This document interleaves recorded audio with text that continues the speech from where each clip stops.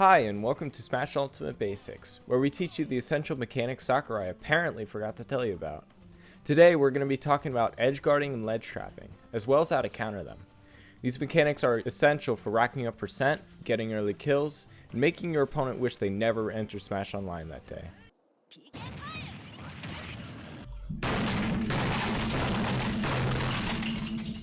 You'll also know the basics of how to play around them so that you can live longer and potentially steal the game away from them. I'm trying something a little different for this tutorial. I'm using an actual script this time. If you guys enjoyed this kind of video, let me know. Also, I said I'd do DI and SDI last guide, but there's already an excellent video covering all the things I was going to say anyway, so I'll leave that in the description instead. Without further ado, let's get right into it. When you get your opponent off stage, their goal is generally to make it back on stage with whatever they can use.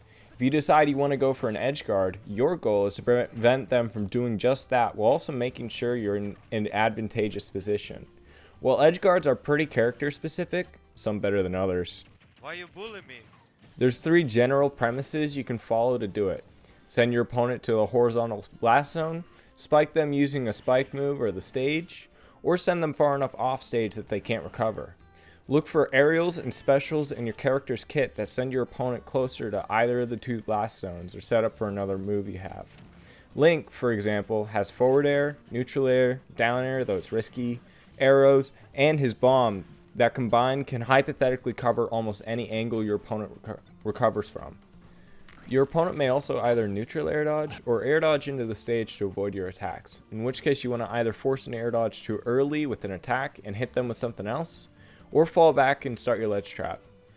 If your opponent goes low, you can also try two framing, or exploiting the two frames a character is vulnerable when grabbing the ledge from below.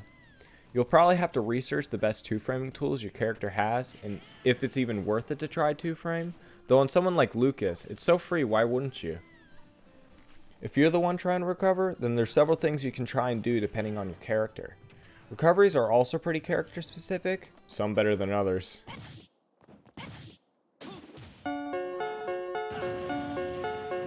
But there are a few general guidelines to follow. Pay attention to where your opponent's edgeguard covers. If they go low or below the stage, you can try recovering above it. If they go high, try and go down and recover low. They're just standing there, then that probably means one of three things. 1, they don't know or are not willing to edgeguard. 2, they're waiting to see where you recover first. Or 3, they're setting up a ledge trap. Most recoveries have properties added to them, such as a big hitbox or teleporting that makes it harder to edgeguard against. You can also neutral air dodge to avoid attacks and directional air dodge to the stage for some added protection. However, those options, especially directional air dodge, have a massive amount of end lag, meaning that you might be pretty much dead if you didn't grab the ledge. If your opponent hits you into the stage, it's not over yet. Quickly hit shield right as you're about to hit the stage, and you'll successfully cancel all knockback and be able to immediately recover from there. This is called teching, and it can be done on any surface after you get hit hard enough. Keep in mind though that if you have too high of a percent, teching won't work, as highlighted by the red impact effect. You can also try going for a reversal, where you time your recovery in such a way that you either get to the ledge first, or you hit your opponent further off stage, allowing you to try and edgeguard yourself. Bonus tidbit before you move on to ledge trapping: footstools. If you press jump right above your opponent, you'll jump on their head and perform a footstool. You can do this off stage and edgeguard your opponent without burning your double jump. It's mainly used to make your opponent rage quit. Because it's so precise, it's not worth going for most of the time over a spike, and you do burn a double jump if you miss, meaning you might not be able to recover. An act of disrespect, if you will. Alright, now moving on to ledge trapping. If your opponent makes it to the ledge, you can still keep them from getting back to neutral by ledge trapping them. A ledge trap is where you cover as many get-up options your opponent has. That, or keep them from getting too far onto the stage. They have 5 main ways of getting back to the stage from the ledge: normal get-up attack, get-up roll, jump get-up, and ledge drop, followed generally by a double jump aerial. Your opponent can also stay on the ledge to wait out attacks, though after up to about 2 seconds you can punish it. In Ultimate, the amount of frames you can stay at the ledge before being punished depends on both your percent and if I'm reading the equation right, the amount of frames you spent in the air beforehand. I'll leave a link in the description detailing exactly how ledge frame data works, though it's confusing and probably not of the utmost importance. The last thing your opponent can do is drop or fast fall off the ledge to avoid moves that cover all other options. That said, re-grabbing the ledge after dropping off like that gives them no intangibility on the re-grab itself and less intangibility on all of their get-up options. Initially, the name of the game seems to be to cover as many of those options as possible.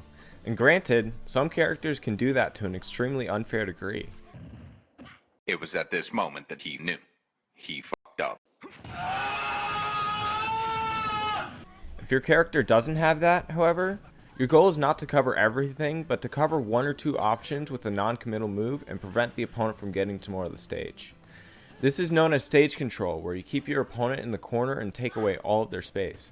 If you think about it, none of the get-up options your opponent has gives them a lot more of the stage except get-up roll, which is more than reactable at 45 frames. As a result, you see pro players like Leo use a non-committal move to cover more unreactable options like jump, and then fall back to cover rolls. There's another Pro Guides video, I know, another one, that covers this a little more in depth. I'll leave that in the description, but if you're a privileged projectile player like me, it's not strictly necessary to do any of that.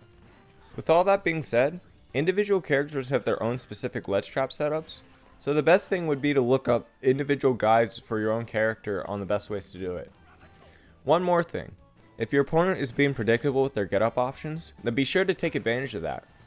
From what I've seen, the most common option people use when pressured at the ledge is get-up roll, which is easily punishable. Pretty bad habit, to be honest. If your opponent does normal get-up, depending on the percent, you only have one frame to punish with an attack. However, most people shield after normal get-up precisely because of this, which means you can grab and throw them off once again. If you're the one being ledge trapped, then you've got quite a few options. Your goal is to regain as much stage control as possible, but as mentioned before, get-up roll isn't exactly the best option, so what do? Pay attention to where your opponent's ledge trap covers.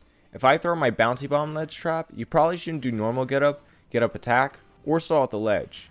You also have to realize that your initial option might not be as important as what you do after.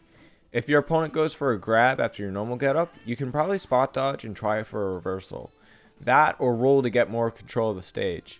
If they go up and try to reacting to your get-up a jump with an attack, you'll probably be able to air dodge or counterattack with whatever tools you have. If your opponent paid attention last paragraph, then pay attention to what your and their pattern is. If you like to normal get up and roll after, and your opponent starts taking advantage of this, try mixing up either your approach option or your timing. And if you just can't seem to get past their ledge trap, then don't worry. Not only is it called disadvantage for a reason, but all the characters in this game are objectively unfair in some form or another. The best advice I can give to you is to be patient and wait for an opportunity to present itself. To summarize, edgeguarding and ledge trapping are very important tools that keep your opponent in disadvantage and might even grant you an early kill. Edgeguarding is used to keep your opponent from grabbing the ledge and to secure early kills off the side or bottom stage. If they manage to squeak through the edgeguard, then you can fall back and start whatever ledge trap works best for your character. Remember that the goal of a ledge trap is to keep them in the corner, so for a lot of characters you don't cover every option, but you cover the unreactable ones and fall back to counter whatever follow-ups your opponents can do to regain stage control. And above all, remember to have fun playing this game made for 6-year-olds. This video took a lot of effort to make, so if you're not on the team, a like and sub would be appreciated. You can also comment down below on what you want to see me do next, though I'll be taking input from the Esport team first and foremost. And if you're new here, which most likely you are unfortunately, do not under any circumstances look at my previous guides.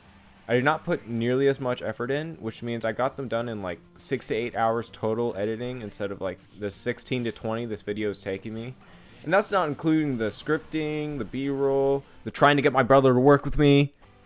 In any case, just keep in mind that they're a whole lot lower effort content. But yeah, that's about it. See ya.